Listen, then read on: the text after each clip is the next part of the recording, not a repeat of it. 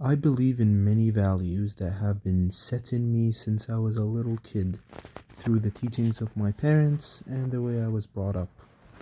And one of the big values that I have always stayed true to was respect. And respect comes in many ways, shapes, and forms. And one of those is honesty. I was taught to respect people for their work. They are working hard and providing for their families and help make the society a better place for everyone. Another form of respect would be respecting people that are older than I am, as they have more experience in life and know more than me and have accomplished many great feats that got them where they are now. Another form of respect is self respect, which would make me think about how doing a certain action would affect my image to other people and how I think about myself. Honesty can be applied to many different situations and scenarios. Being honest when your mom asks you where the ball she bought for you a couple of weeks ago went. Honesty when someone asks you how they look.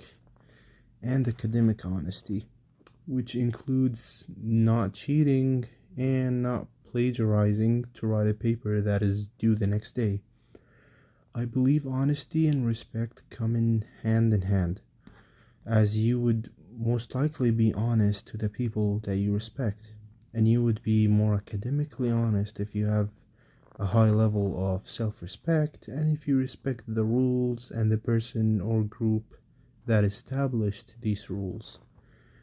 Then you would feel more obliged to follow them, which means more academic honesty, and that would lead to a situation that happened to me as a 9-year old.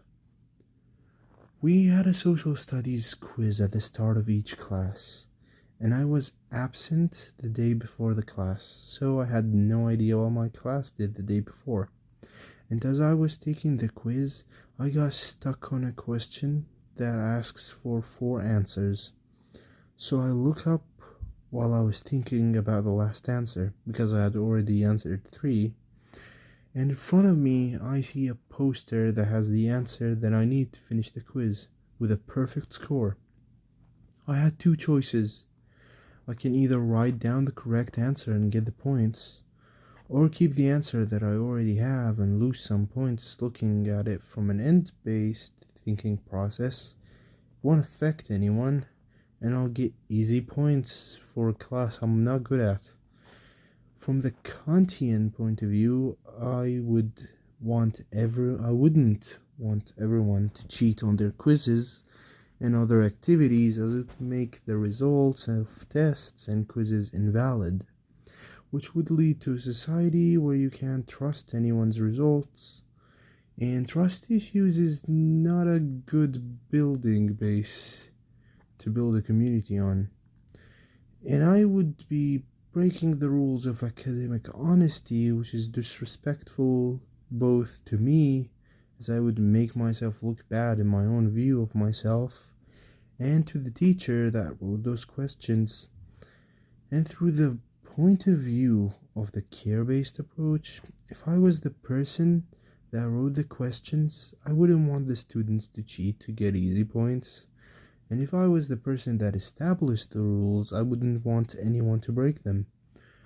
I personally didn't write down the answer that I saw on the poster and left my answer as it was before I looked up from the paper, because I believed I should be honest to myself and to the teacher, because I wasn't going to get the answer myself, as it has completely went out of my mind.